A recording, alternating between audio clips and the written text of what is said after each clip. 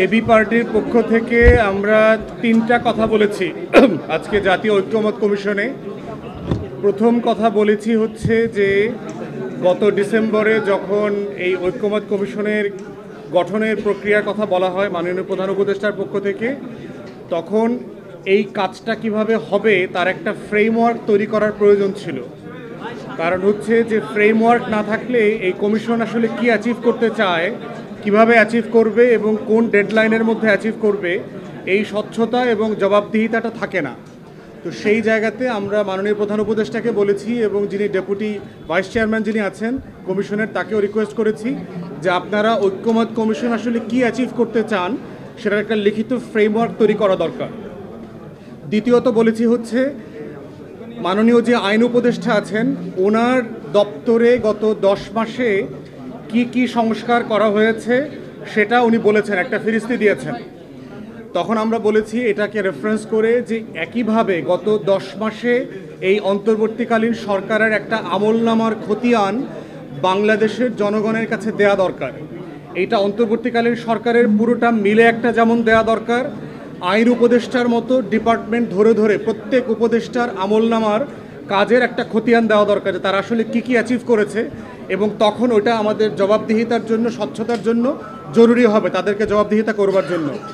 তৃতীয় আমাদের পক্ষ থেকে যেটা বলেছি সেটা হচ্ছে নির্বাচনের ডেডলাইন নিয়ে যেই তর্ক বিতর্ক ভিন্ন মতটা আছে, এটা আসলে দূরত্বটা খুব বেশি না।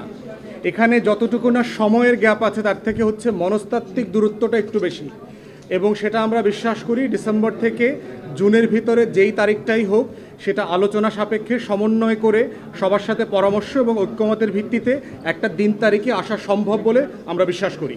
সবাইকে ধন্যবাদ। ছিল সব রাজনৈতিক দলের একটা সহযোগিতা করার মনোভাব ছিল। সরকারের বেশ কিছু উপদেষ্টার বেশ কিছু কর্মকাণ্ড, রাজনৈতিক মন্তব্য সরকারের সাথে রাজনৈতিক দলগুলো একটা দূরত্ব তৈরি করেছে, একটা সন্দেহ সংশয়ের সৃষ্টি করেছে। আমরা সেই সমস্ত উপদেষ্টাদেরকে অপসারণ করে উপদেষ্টা পরিষদ পুনর্গঠনের আমরা দাবি জানিয়েছি। একই সাথে আমরা এটাও বলেছি অতীতের ঘটনার দিনে যে আপনারা জানেন যে 2023 সালের 28 অক্টোবর বিরোধী দলের আন্দোলন সংগ্রামের পর 24 সালে যে নির্বাচন হয়েছিল সেই নির্বাচন সম্পন্ন করার জন্য তৎকালীন ফ্যাসিস্ট সরকার এবং তার দোসররা প্রায় 32,000 বিরোধী দলের নেতাকর্মীকে গ্রেপ্তার করেছে। কিন্তু গত 9 মাসেও এই ফ্যাসিবাদের সাথে জড়িত এবং তার সহযোগী 3200 জনকেও গ্রেপ্তার করা হয় নাই। বরঞ্চ আমরা দেখেছি যে শেখ হাসিনার গত 16 বছরের গুম খুন, লুটপাট এবং দুর্নীতির অন্যতম সহযোগী জাতীয় পার্টির যে আস্ফালন, আমরা এই বিষয়ে ব্যবস্থা নেওয়ার জন্য আমরা প্রধান উপদেষ্টার কাছে আমরা বলেছি।